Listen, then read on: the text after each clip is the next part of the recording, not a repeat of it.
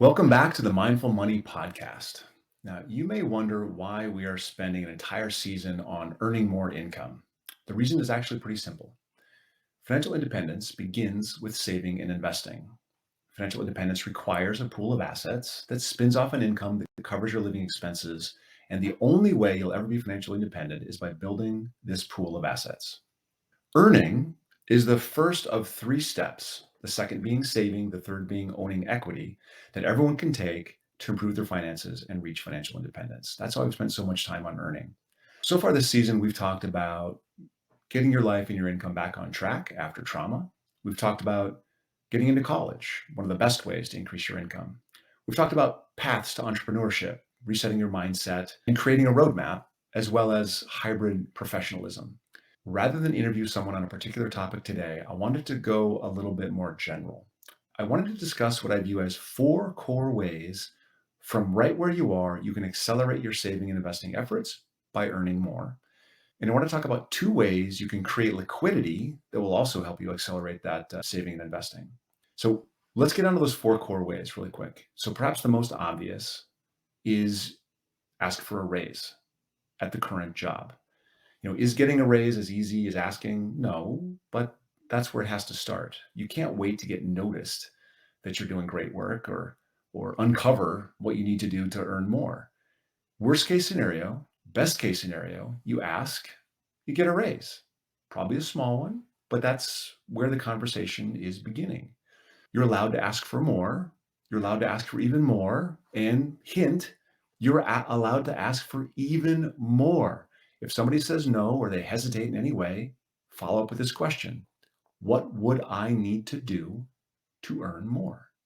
Write it down. Do the thing, report that it's done, ask again. If it doesn't work, repeat.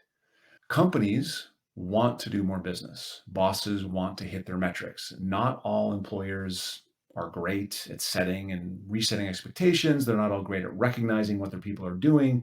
Sometimes you have to ask. Sometimes you may even have to press. You always want to be nice. You always want to be polite, but you can never be afraid to ask. Now, there's this story of a father and daughter talking, and the father is saying to his daughter, you've been working so hard in school. I know you have a need for a vehicle. Here's a Jeep. I got this Jeep many, many years ago. It's pretty old now, but it still runs. It should serve you well. Before I give it to you, would you take it down to the used car lot and see how much they're going to offer you for it? And his daughter does that. And then she comes back, says to her dad, they offered me $1,000 because the Jeep's pretty worn out. Dad says, okay, now I want you to take it down to the pawn shop and do the same thing. She does as asked. When she returns, she says, pawn shop only offered me $100 for this old, beat up Jeep because it's really old and it's falling apart. Father nods his head, asks his daughter to go to a Jeep club now and ask them about the Jeep. And she does. She takes the Jeep down to the Jeep club and returns with a huge smile on her face. Dad, she says, people in the Jeep club offer me $100,000 for it. It's an iconic Jeep sought out by collectors. The father's lesson was simple. The right place values you the right way. If you're not valued, it just means you're in the wrong place. Anger is pointless. Those who know your value are those who appreciate you. Seek them. Never stay in a place where no one sees your value. When you ask for a raise, the worst thing that can happen is you get a flat no. Every time you get a flat no, it feels like a hell no. But in a way, this is good too. Now you know they don't or can't see you. They don't or can't see the value you bring to the table. If you see the value and they don't, it's not personal. It's just not the right place. Look for a new place where they see your value. And now it should go without saying, but I'm not going to let it. You have to be worth the raise before you ask. So just real quick, would you give you a raise? Are you putting in the time? Is the time you're putting in productive? Do you know what's expected of you? Are you providing it? Are you getting better at it? Are you learning new skills on the job? Have you identified how to go above and beyond? Are you going above and beyond? Are you preparing for that next job up the ladder? If you can honestly say that you're doing all these things and they still don't appreciate you, you're in the wrong place. This leads very easily to the second possibility. You're not going to get a raise. So what do? You find a new job with higher pay. So asking for a raise might not work. You learn, it's not a good fit, and you start looking someplace else. The very first thing to do, or actually not do, don't quit yet. It's always easier to find a new job when you have a job. Clean up your resume, update your LinkedIn profile, start sending out some feelers to people you know. If you're young or relatively new to the workforce, reach out to mentors and other adults you trust. Ask your parents for introductions. Get some advice from folks that might be able to open some doors for you. Let them know you're looking for a new opportunity. At this point, I'd be very careful posting the fact publicly on social media or something like that, that you're looking. A fellow employee or your employer might actually see it. So be careful doing that. When you're ready, you want to start researching job boards. The best place to start, in my opinion, are indeed.com and monster.com. These are great general purpose boards. You can find a lot of remote jobs at flexjobs.com. You can find a lot of startup jobs at angel.co. You can find hourly work at snagajob.com and management jobs at theladders.com. So you want to look very carefully at the qualifications for jobs that you're finding interesting. Are there things you don't currently know but could learn quickly or could learn pretty easily? Are you looking for jobs you qualify for? Are you building your own learning plan as you're looking for these jobs? You can, while you're looking for jobs, see what the qualification requirements are, see where you might run a little bit short, and write down some skills that you could learn that might lead you to a higher income. Then go to Khan Academy or Udemy or LinkedIn Learning or Skillshare and start learning and building those skills. This learning, lifelong learning, isn't a sometimes thing. It's an always thing. This is something you want to be thinking about doing forever.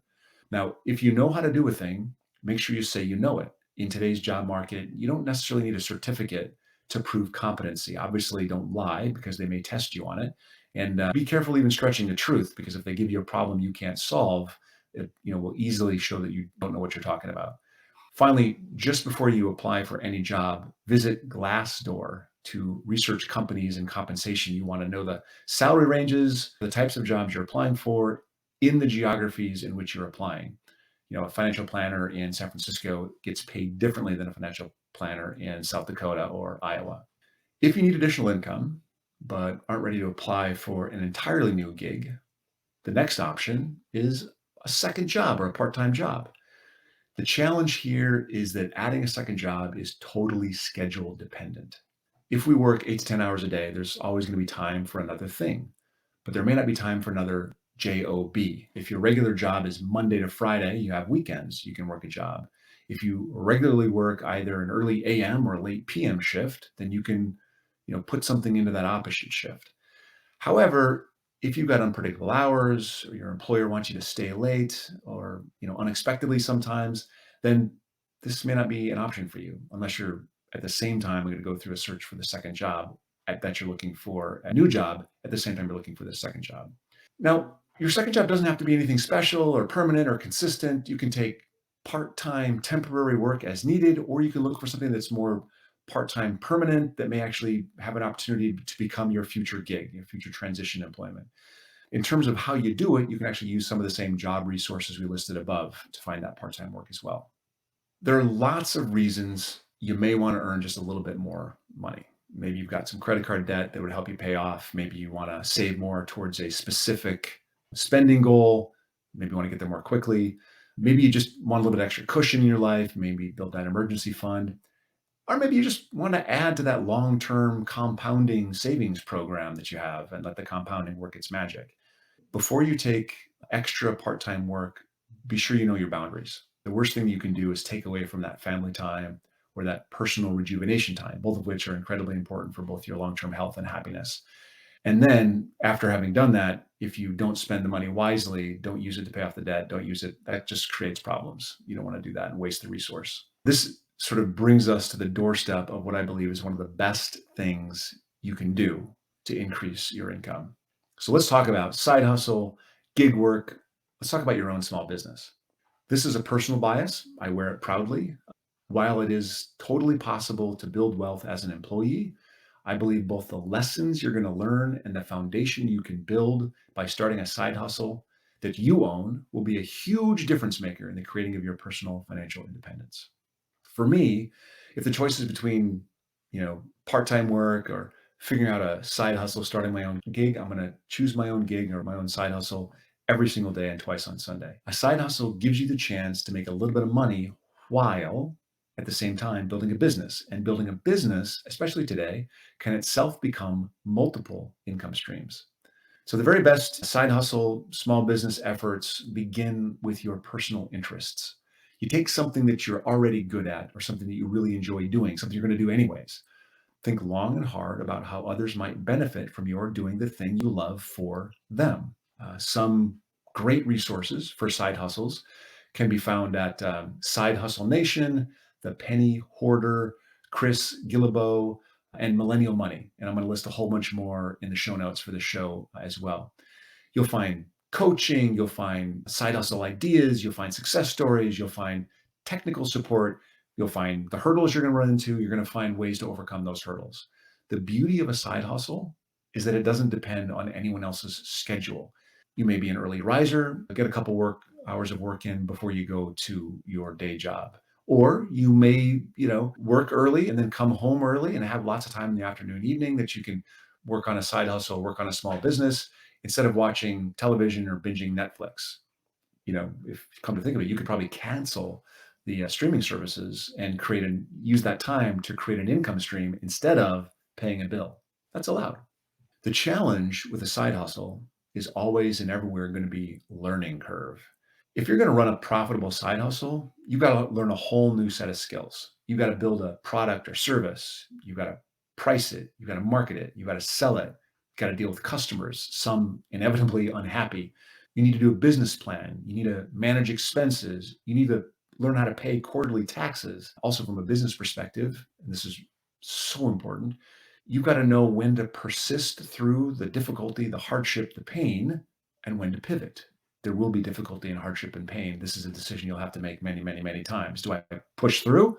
Do I pivot? You've got to be patient with yourself. You got to be patient with lots of different people. You got to be patient with all the issues that come up because there's going to be many. Your learning has to expand from the skill set you need to do the work to include the skill set of running a business. It's not rocket science. There's lots of resources. Just name a few. There's something called SCORE. You can Google SCORE. There's people that have run businesses in the past now work for this nonprofit called SCORE, and they'll give you some advice on how to start and run your business.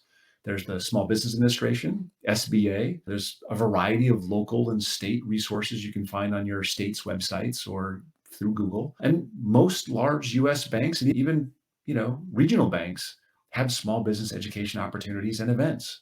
If you're at all motivated by financial independence, it's essential to have some kind of a side hustle or knowledge of maybe setting up your own gig.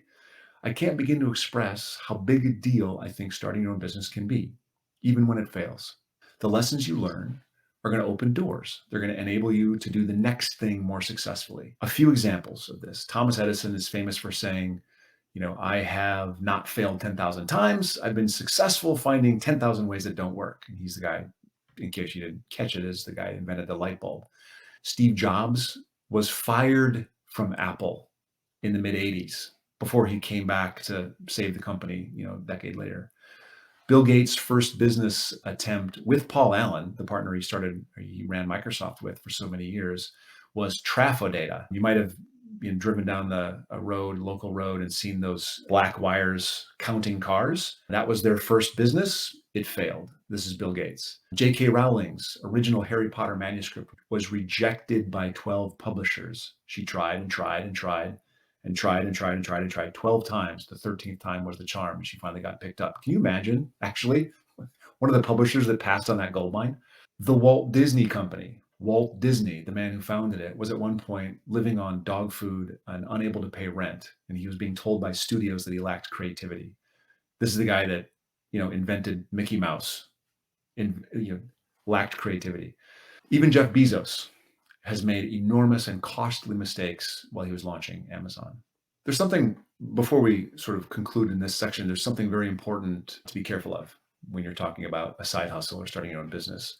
Taking the thing that you love and turning it into an income stream isn't always a great idea. I think it's worth the risk, but it's not always a great idea. You may find that the thing you love is loved because it's just an occasional thing. Doing it all the time may just, take all the fun out of it. Also, doing the thing you love for a hyper nitpicky, critical customer is another good way to push the joy right out of it. So in my eyes, it's still worth it, still worth a try, but it's always better to go in with your eyes open. So that's kind of the four ways you can earn more. You can get a raise at your current job, you can get a new job, you can have a side hustle, or you can get a second job. Now, I want to move into a thing. I want to spend a relatively short amount of time on creating liquidity. If you need cash for any reason, including to invest and get ahead on some of your goals, you don't necessarily have to earn more. You can also, shocker, spend less. So, do you know where every penny goes? Is every penny you're spending spent to serve your greater well being? In almost every budget I've ever seen, there are, a few required budget categories that you don't really have a choice about. I mean, the size you have a choice about. You don't have to live in a great, a three-bedroom place. You may live two to a room in a two-bedroom place, right? But you got to pay rent. You got to eat. You don't have to eat organic food, but you got to eat. And today, a cell phone is pretty necessary for any kind of work you're going to do. But there's also a bunch of other items that are totally not required. Streaming services, gym membership, organic food that we mentioned a minute ago, personal services, massages, alternative medicines. There's a lot of things that we do and spend money on that aren't necessities so much. And if you really want to put more towards savings, spending less is key. Maybe cutting back on some of these makes a ton of sense. Even the very best budgets leak. I am always surprised when I look at my own bank statements or credit card statements, which doesn't happen often, but when it does, I often discover something. I find monthly charges I wasn't aware of.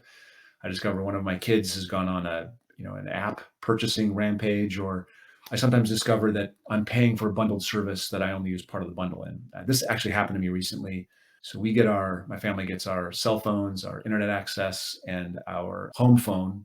Don't ask. We have a gate, and that has to be tied to the home phone. So we have to have a home phone. Anyway, we get those three, and we get a modem, and we get a router through our telecom carrier. And when we signed up, the modem lease was included in the bundle for $10 a month. Couple years into the lease, we replaced the modem with a new modem that we purchased, but we just put the old modem to the side, and we didn't even realize that we were paying this lease rate on it.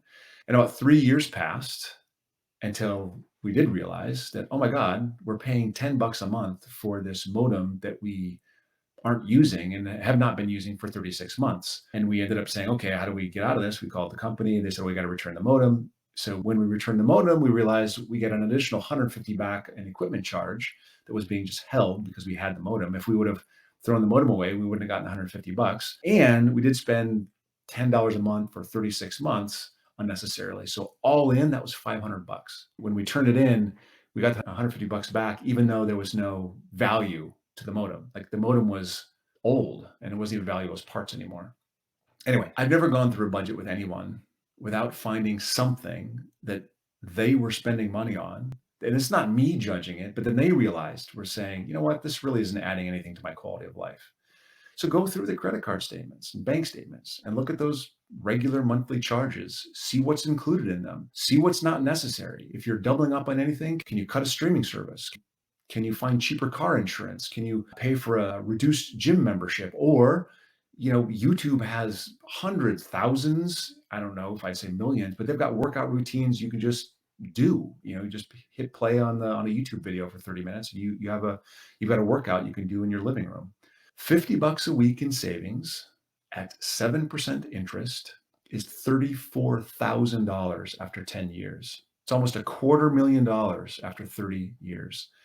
Little things become big things in time, and culling the little things requires a regular effort.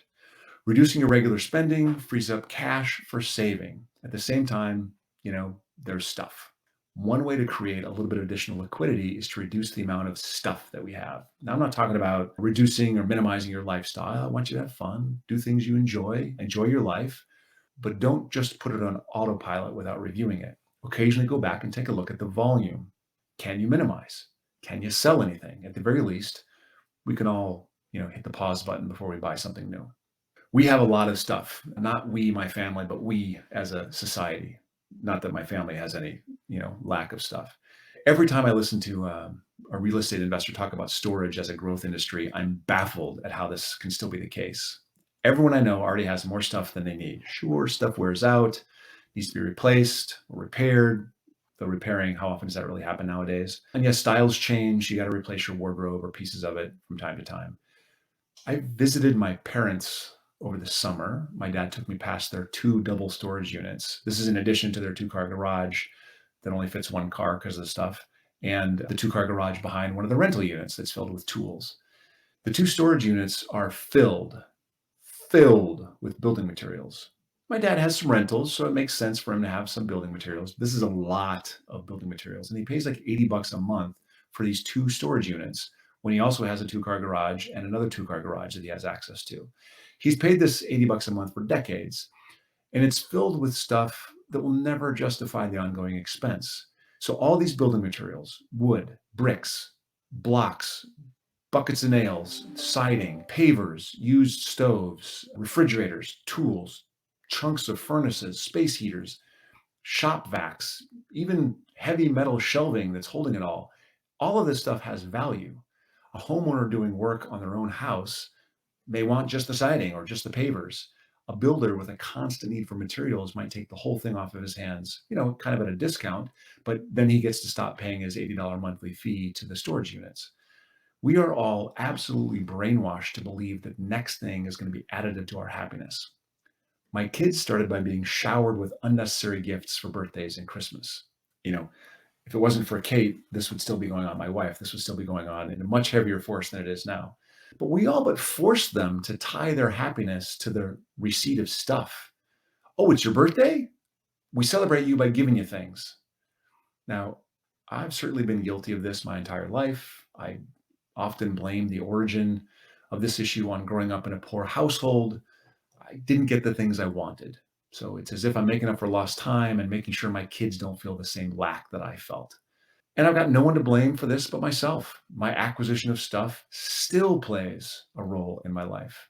I remember I must have been 15, 16 years old, getting ready to go on a church trip. I bought an expensive camera that I never learned how to use. I bought a Rolex with an early career bonus, the majority of which I used to pay off student loans. So I'm smart sometimes with the money. I wore that watch religiously right up until I didn't. And it's been in my closet now for probably 8 years. I bought an expensive road bike, didn't use that much. So I sold it. A couple years later, I bought the same bike again. Obviously, when you sell it, it's at a discounted value. So I paid twice for the same bike. And I proceeded not to use it again. I started sea kayaking, got really excited about it. So I bought all the paraphernalia, everything but the kayak. And then I didn't stick with it. I joined a golf club once, and this totally shocked my wife because she could count on a hand the number of times I'd golfed since she'd known me. I leased a Mercedes once. I'd like to say that I've learned my lesson. I don't do it anymore, but I literally bought a rowing machine last year that sits right next to me here in my office, totally unused for a number of months now. I'm just as guilty as anyone at this. And if anything, the more money I make and have socked away, the worse I've gotten at not buying stuff. I'm definitely not holding myself out as the example here, at least not the positive example. I mean, maybe I'm an example of how not to do it. I've gotten sucked into buying stuff. I've not thought purchases through, and I regret a lot of these purchases afterwards. For some reason, I don't learn. Now, I could get really upset with myself, and I feel some people nodding along with me saying how appropriate that would be. But I want you to say, look in your own closet, because regardless of how I treat myself on this issue or how you treat yourself on this issue, or how often I discuss this with my therapist, or how often you discuss, your retail therapy with your therapist, it speaks to how incredibly thorny and difficult and deeply held our belief in the value of things really is. Now, I may blame myself, you may blame yourself, and it's not all our fault because we are literally wired for it. Dopamine is the culprit. The neurotransmitter dopamine is a part of our pleasure center, and it surges when you are considering buying something new. The acquisition of a thing is viewed by the brain as a reward, and we get a little dopamine hit when we anticipate a reward. When the thing we are considering or anticipating or thinking about buying, or the thing we just want, when we see it go on sale, we get a little additional hit of dopamine. Now, if you put that into the context of today's life, your Amazon Echo, your cell phone, These things are all listening for what you are considering buying, and then they are serving you ads to buy those things.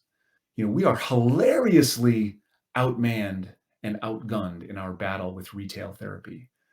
So if I was strapped for cash and had plenty of time, I would sell the bike, the rowing machine, the camera, the watch, the kayaking gear, and I would buy an index fund, S&P 500, Russell 3000, the All Country World Index, doesn't matter. I would sell the thing that's sitting there gathering nothing, and I would buy something that would create dividends I could reinvest. So take those guilty reminders out of the closet and turn them into wealth producing assets. And when you're ready to do that, you take the equivalent of your equivalent of my camera, watch, bike, rowing machine and sell them in a digital marketplace. So a couple options, you've got eBay, you've got Bonanza, you've got Craigslist, you've got Facebook Marketplace, you've got OfferUp, you've got Poshmark, you've got Etsy. You can reach buyers all over the globe with almost any one of these things. And in most instances, they're actually going to pay for shipping at the same time. So this option, you know, reducing stuff, selling things, is available to anyone that has anything that can be sold. No need to feel any shame about this. Just realize the truth and do some action, take some action on it, do something about it. Okay, so we've been talking about ways to earn and ways to create liquidity. There's one more sort of bonus topic that I wanted to cover today in the search for financial independence. So I want to talk about reinvesting passive income. Financial independence, as we talked about at the outset, is the result of your assets producing passive income that covers all of your expenses. Everything else I've mentioned is a source of active income or liquidity. It takes an effort to discover and pursue. To produce active income, you are trading time and effort for money. Passive income is income that comes to you through no effort of your own. Don't have to spend any time or expend any energy for passive income. Rental real estate, passive product sales, these are both kind of passive, not entirely passive. Royalties from books you've already created or products you've already created or music you've created, dividends on stocks, distributions on private businesses investments you've made in private businesses. These are all excellent sources of entirely passive income. The very first investment you make, you create your first opportunity to realize passive income. Now, when you receive your first rental payment or that first stock dividend, you've got choices. You can take the cash, put it in your checking account, spend it on stuff, or you can reinvest current passive income to increase the size of future passive income. Compounding is that eighth wonder of the world. It's what happens when you gather and save your rents until you have another down payment, or when you reinvest your dividends to buy more stock. The earlier you get started compounding, the higher the probability of your reaching financial wealth that lasts beyond your life and benefits family and community. So I hope this helps get you started increasing your saving and investing, earning more, saving more, getting more into investments, and getting you closer to that financial independence. We've introduced 7 different ways to increase the amount you're putting towards your saving and investing. Don't have to do them all. Certainly couldn't hurt to do them all. But, I would certainly start by looking at, do I ask for a raise or do I seek a new job? And maybe after I consider that, I think about, can I add a part-time income or can I create a side hustle or a gig of some sort? Do I do both of those things? Can I do a part-time gig while I build the side gig? Can I do a part-time job while I have a side hustle that I'm trying to get going? And whatever you do, you definitely want to get into the habit of reinvesting any and all passive income until your passive income covers your entire expense structure. Where you start comes from knowing where you are on the path.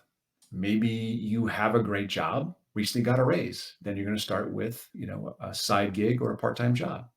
Maybe you have tons of stuff that you could sell for some quick liquidity and a quick financial boost. Maybe you've been thinking about starting a side hustle already. You're halfway there. Wherever you are, stop letting the world determine the outcome. Make a choice, make a plan, and take some action. Now, I'm going to include all the links to the resources we talked about that I mentioned earlier, and a whole bunch of other resources, blogs, podcasts that talk about earning more, saving more, and investing more. And that's going to be in the show notes. And then I look forward to having a conversation next week with basically one of the founders of the podcasting industry, and I hope to introduce you to some of his work. So thanks for coming, and we'll see you next week.